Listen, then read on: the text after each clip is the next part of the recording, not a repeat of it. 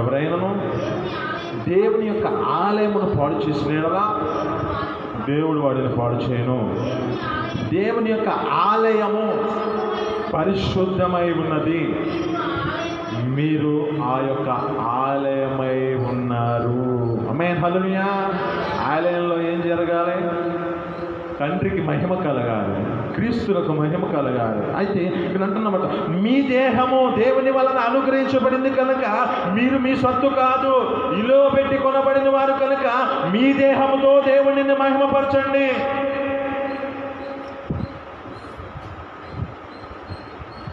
క్రీస్తునకు మహిమగా సృష్టించబడిన వాడు పురుషుడు.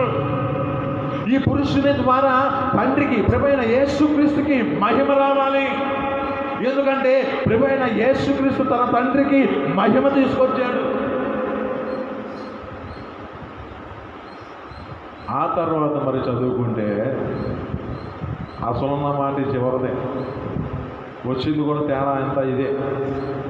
ఇక్కడ లేకపోతే అంతా బాగుండేది, వచ్చినదంతా మొత్తం తేడా అంతా ఇక్కడే వచ్చింది.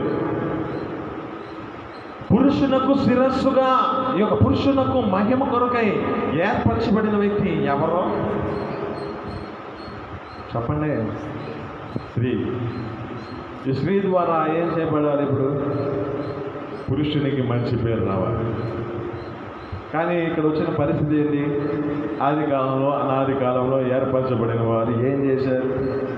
ఒకరు చేసిన దానికి వీరితో కూడా ఈ వ్యక్తి కూడా ఎలివేయబడే పరిస్థితి వచ్చింది. అక్కడ బాగుంటే అంత సక్రమంగా వెళ్ళిపోయేది. కానీ ఈ పరిస్థితి ఎక్కడ ఏర్పరచబడింది అంటే, ఇక్కడ ఏం చేయబడ్డాను అసలు? ఏంది ఇక్కడ? ఏంది పరిస్థితి? ఏంది అంటే, ఈ సాటైన సహకారి ఈ వ్యక్తి జీవితంలో ఆయనతో పాటు సహవాసం కలిగి ఆ ప్రదేశంలో ఉంటే బాగుండేది. ఎప్పుడైతే సంచరించిందో, ఒంటరిగా సంచరించిన సమయంలో దొరికింది. దినమున మనతో మాట్లాడుతున్న మాటలను బట్టి కూడా ప్రభువైన యేసుక్రీస్తును సరస్సుగా ఇక సంఘాన్ని ప్రేమించి ఆ సంఘములో ఎలాంటి ముడతలు మచ్చలు లేకుండా ఉండాలని ప్రేమ ఆ యొక్క యేసుక్రీస్తు ఆ దానిని పరిశుద్ధపరచుటకై, దానిని నిర్దోషముగా పరిశుద్ధమైనదిగా ఉంచాలని తన్ను తాను అప్పగించుకున్నాడు. ఆ ప్రభువైన యేసుక్రీస్తు అప్పగించుకున్న దాన్ని బట్టి ఈ సంఘము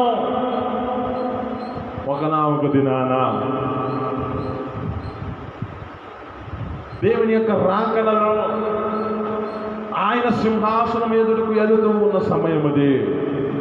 సంఘ ఆత్మ, ఆ యొక్క సంఘముతో ఆత్మ చెప్పు మాటలు